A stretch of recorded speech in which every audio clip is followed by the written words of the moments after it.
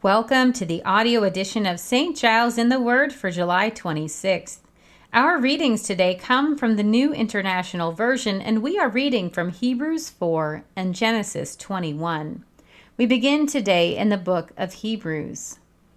Therefore, since the promise of entering his rest still stands, let us be careful that none of you be found to have fallen short of it.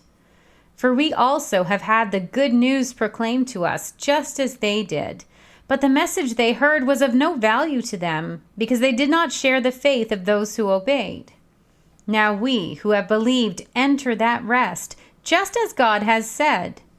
So I declared on oath in my anger, they shall never enter my rest.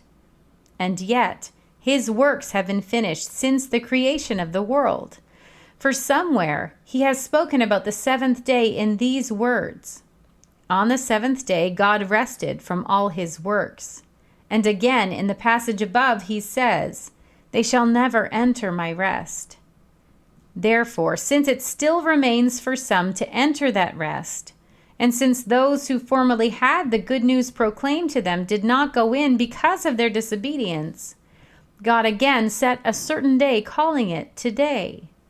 This he did when a long time later he spoke through David, as in the passage already quoted. Today, if you hear his voice, do not harden your hearts. For if Joshua had given them rest, God would not have spoken later about another day. There remains then a Sabbath rest for the people of God. For anyone who enters God's rest also rests from their works, just as God did from his. Let us, therefore, make every effort to enter that rest, so that no one will perish by following their example of disobedience. For the word of God is alive and active, sharper than any double-edged sword. It penetrates even to dividing soul and spirit, joints and marrow. It judges the thoughts and attitudes of the heart. Nothing in all creation is hidden from God's sight. Everything is uncovered and laid bare before the eyes of him to whom we must give account. Therefore, since we have a great high priest who has ascended into heaven, Jesus, the Son of God, let us hold firmly to the faith we profess. For we do not have a high priest who is unable to empathize with our weakness, but we have one who has been tempted in every way, just as we are, yet he did not sin. Let us then approach God's throne of grace with confidence, so that we may receive mercy and find grace to help us in our time of need. We turn now to Genesis 21. Now the Lord was gracious to Sarah, as he had said, and the Lord did for Sarah what he had promised. Sarah became pregnant and bore a son to Abraham in his old age, at the very time God had promised him. Abraham gave the name Isaac to the son Sarah bore him. When his son Isaac was 8 days old, Abraham circumcised him as God commanded him. Abraham was 100 years old when his son Isaac was born to him. Sarah said, God has brought me laughter, and everyone who hears about this will laugh with me. And she added, who would have said to Abraham that Sarah would nurse children?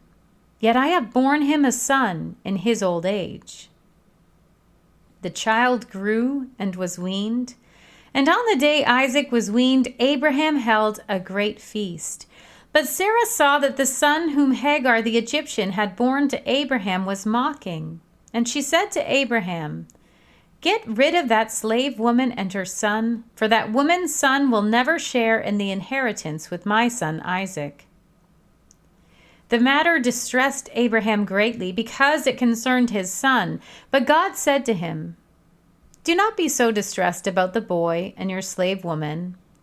Listen to whatever Sarah tells you, because it is through Isaac that your offspring will be reckoned.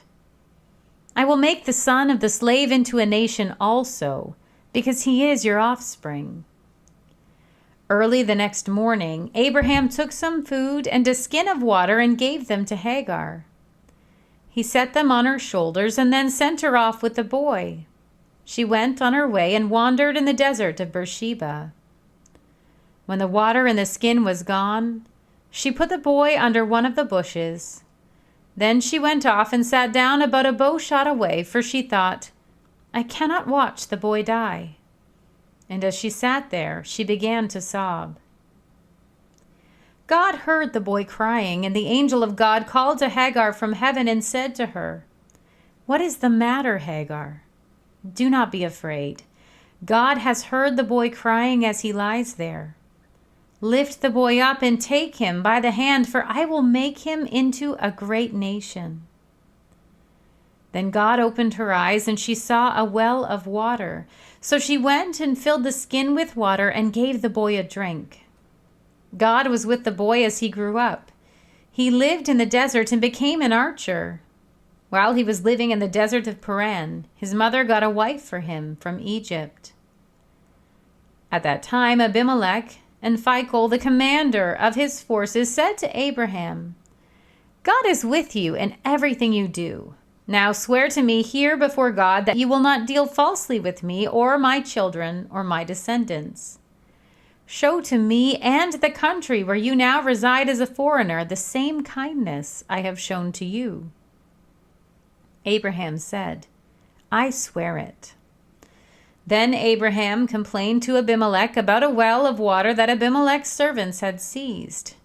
But Abimelech said, I don't know who has done this. You did not tell me, and I heard about it only today. So Abraham brought sheep and cattle and gave them to Abimelech, and the two men made a treaty. Abraham set apart 7 ewe lambs from the flock, and Abimelech asked Abraham, What is the meaning of these 7 ewe lambs you have set apart by themselves? He replied, Accept these 7 lambs from my hand as a witness that I dug this well. So that place was called Beersheba, because the 2 men swore an oath there. After the treaty had been made at Beersheba, Abimelech and Phicol, the commander of his forces, returned to the land of the Philistines.